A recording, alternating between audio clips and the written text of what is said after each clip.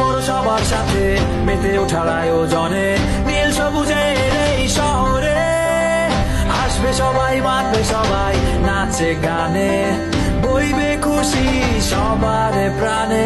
BPL বইবে এবার ঝড়ো একে হাওয়া, পূরণ হবে সিলেটে বাসির